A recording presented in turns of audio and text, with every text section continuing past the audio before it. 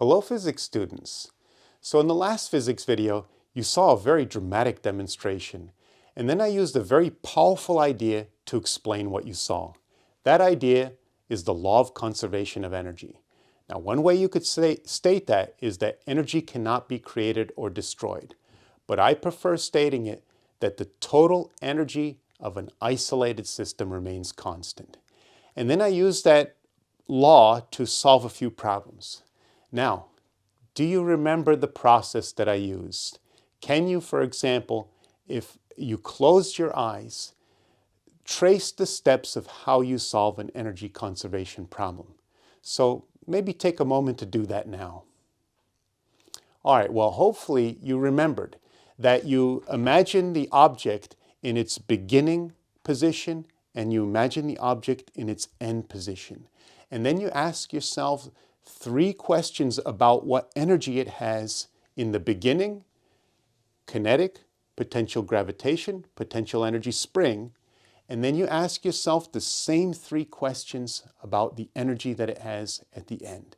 And then the energies that it has, beginning and end, you set them equal to each other and you solve.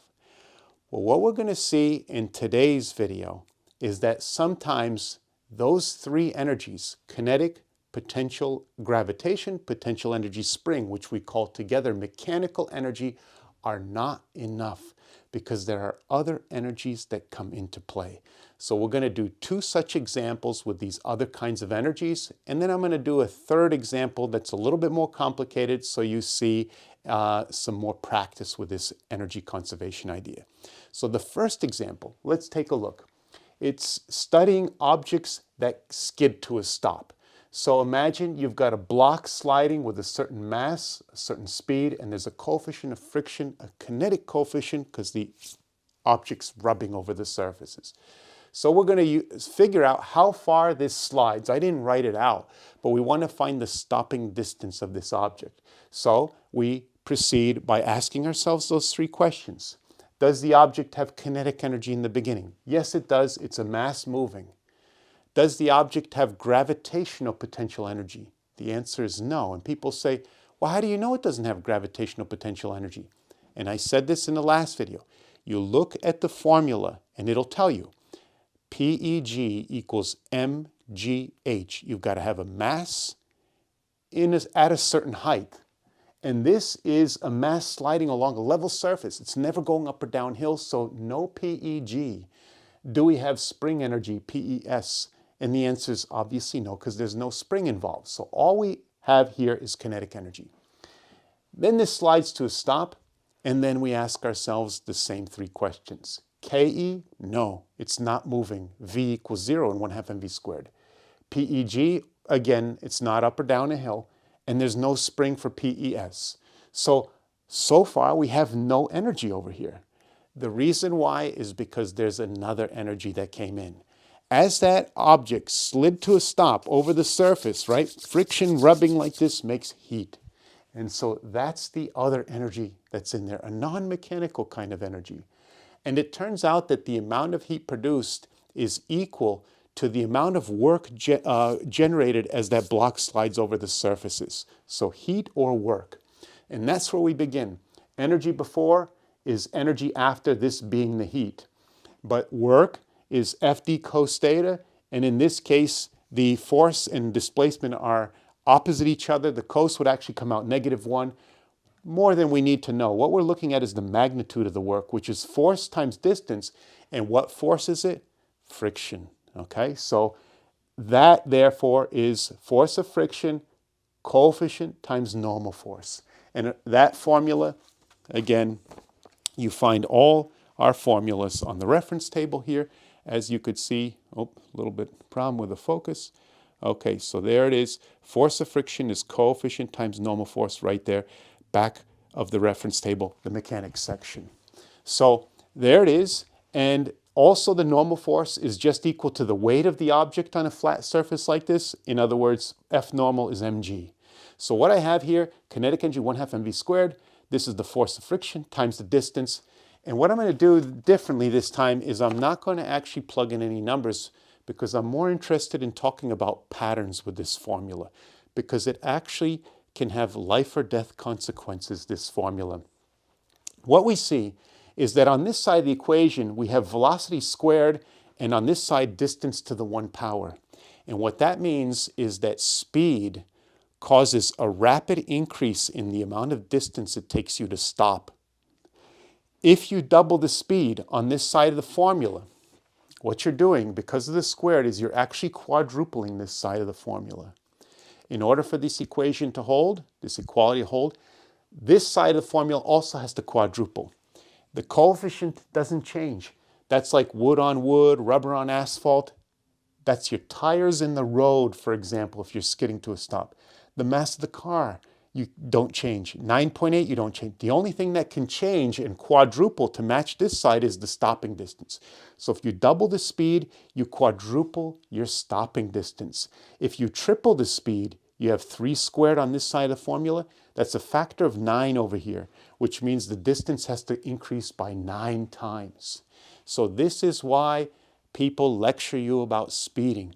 You're going down a road, the speed limit's, say, 25 miles an hour. So you say, oh, no one's looking, I'm going to go 50. And then someone or something comes out in your path. Doubling your speed, it takes 4 times the distance to stop. Maybe you don't have enough distance, you plow into something and there's an accident. So that's seen from energy calculations. Okay, so, and then the last point I want to make is that in the Regents, they like to call, when heat is generated, they like to say that this block gets warmer, so its internal energy increases. But I put it in quotes because they use the symbol Q for internal energy, and that's really the heat.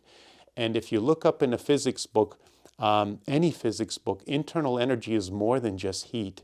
And so there's actually a little error in the Regents reference table in terms of concepts. Internal energy is heat plus work, as it turns out. But more than we need to know. You just need to know that when something is sliding and getting warmer, they want you to recognize that the internal energy goes up because it's getting hotter. Okay, so that's that as it slides. All right, so that's one example, sliding to rest. Let's take a look at another example where there's another kind of energy besides the 3 mechanical energies involved. So here we go. Oh, by the way, in case you need time, let me create a little pause here so you could catch up if you need to. Okay, the next example. So here we're going to determine frictional loss. And I put loss in quotes because energy is never lost. It goes somewhere else. We say it's lost because we know we're kind of stuck on some way, that thinking that it should be a certain way, but it's not lost, it's just generated, it goes somewhere else. So here's the situation. We want to determine the heat loss for a 50 kilogram skier at rest at a height of 12 meters if his final velocity at the bottom of the hill is 11 meters a second. So this one's going to vary a little bit. What we do is we kind of proceed the same way that we did before. We ask ourselves those 3 questions before and after. So before, does the object have kinetic energy? No, it's at rest. Kinetic energy is 1/2 mv squared, right? So no velocity, no kinetic energy. Does it have PE spring? There's no spring anywhere in this picture, so no. Does it have PEG? Yes. How do you know it has PEG? mgh is the formula. You got a mass with a g at a height, you've got PEG. So there, only one of the 3 we've got down here. Same 3 questions. KE, PE, spring, PEG. No PE spring again. No PEG because now we're down low at a height of 0. mgh of 0 gives us 0. But we do have kinetic, the object's moving. So out of the 3, 1 here and 1 there. So we have enough data to calculate these 2 values. There's no unknown yet. So we calculate mgh for the potential energy of the skier in the beginning. mgh, we get 5,880 joules. Then we calculate the kinetic energy, 1/2 mv squared, 1/2 mv, oh, I forgot the squared.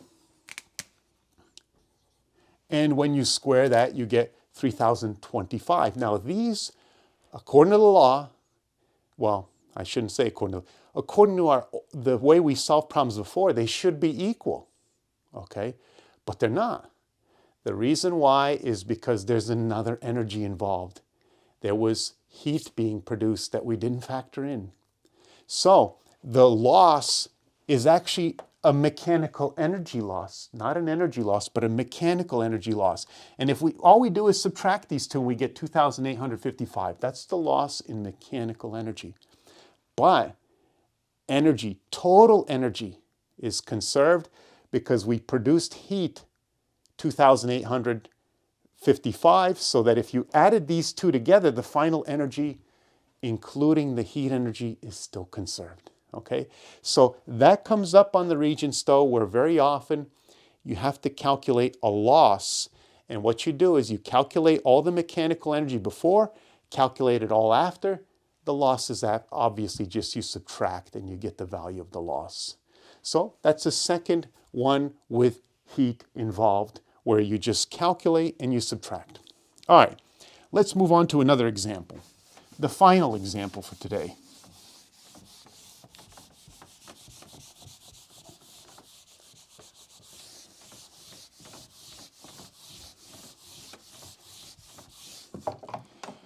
Okay, by the way, you might need a little time to catch up, so let me create a pause in case you need to catch up with the notes. Okay, so let's go on to the last example. So,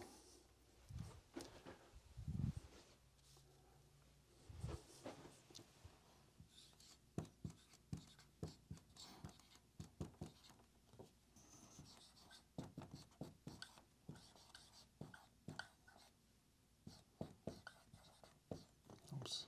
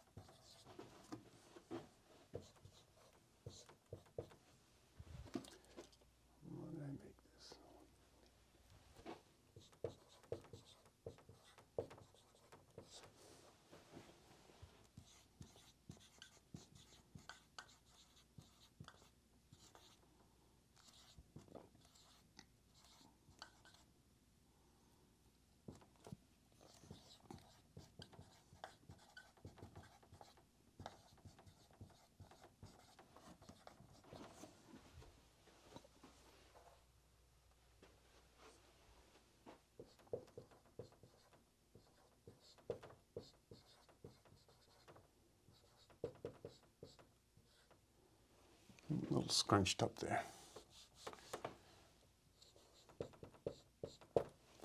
Okay, so you've got a 0.25 kilogram car at rest against a spring. There's a spring constant that's been compressed.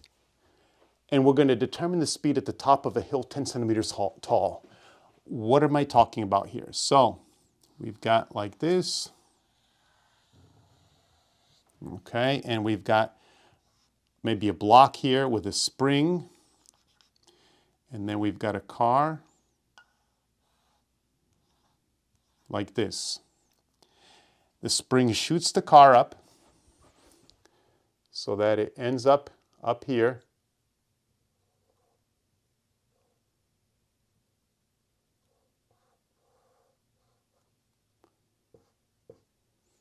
Looks like get a little taller.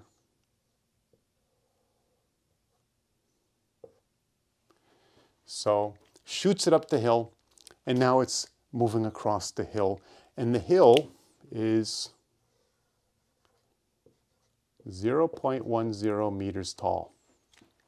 Okay, so to solve this, we're going to follow that same process again. Do you remember it? Hopefully you do. Hopefully you remembered that you got to ask yourself 3 questions in the beginning, 3 questions about the end, and then you figure out the energies and set them equal to each other, because energy of an isolated system is conserved. So what kinds of energies do we have in this situation? At the bottom, do we have kinetic energy? No. Ke equals 1/2 mv squared. With v equal to 0, you have zero kinetic energy. Do we have spring energy? Yes, we do. We've got a spring that's compressed or stretched. So we have PES. Let me just jot that down. And then lastly, do we have PEG? No. MGH. No H, no M, no PEG. We asked the same three questions up at the top. Do we have kinetic energy? Yes, we do. It said it's going to be, we're determining the speed at the top. With a mass, with a speed, we have 1/2 mv squared. We do have kinetic energy. Do we have PE spring? No. The spring is now opened. It popped open. So the spring is relaxed. No energy in it. Do we have gravitational energy? Yes, we do. We've got a mass up high, MGH. So those are the energies that we have in this particular case. Now the law of conservation energy, total energy of an isolated system, constant, so we can set equal to each other the total energies. So we'll say PE spring equals KE plus PEG.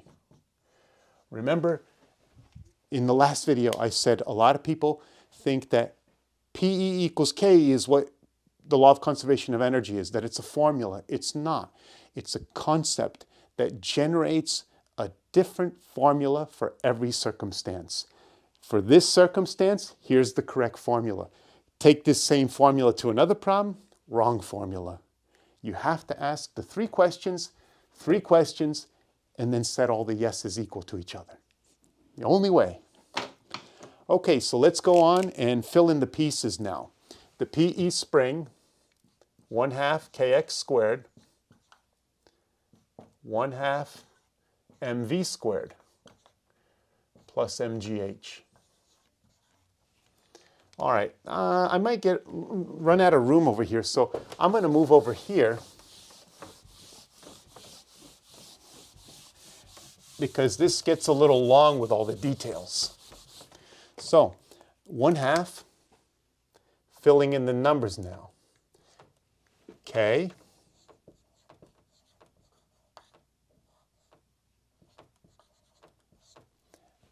compressed 0.2 meters.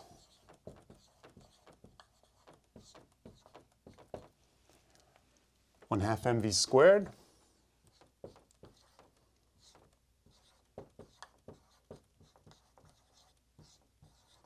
V's unknown. We're looking for that. See, this is why I went down here, because I ran out of room. I would have ran out of room here. So now the MGH part of the formula, we've got the car,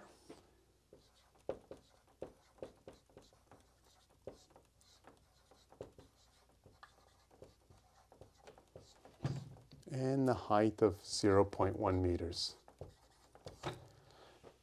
All that's left to do is algebra. Okay, so we did the hard part. Let's now continue on evaluating. This comes out to be, let's see, 3, I believe, 3 joules. And this is 0.125 v squared. And all that equals 0.245. Okay, so we'll subtract 0.245 from both sides.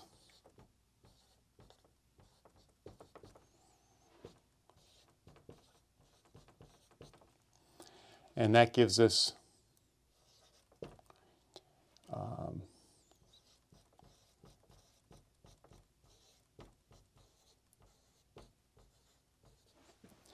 and then what we'll do is we'll divide both sides by 0.125.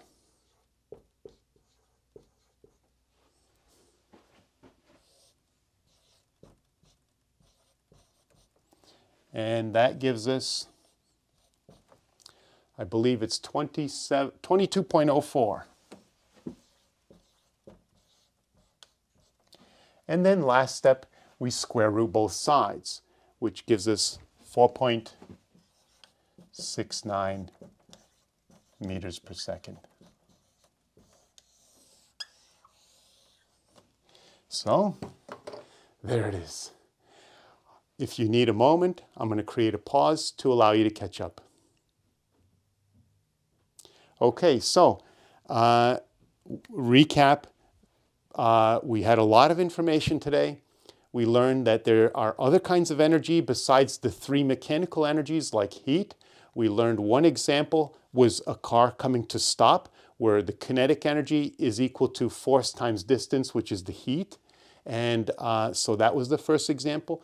We saw how to calculate, quote, a loss, or the amount of heat produced, figure out all the energies before, all the energies after, all the mechanical energies, and then they won't be equal because of the heat produced. And then you subtract to find out how much heat. That was the second example. And then we did this, no heat here, but just a little bit more complicated.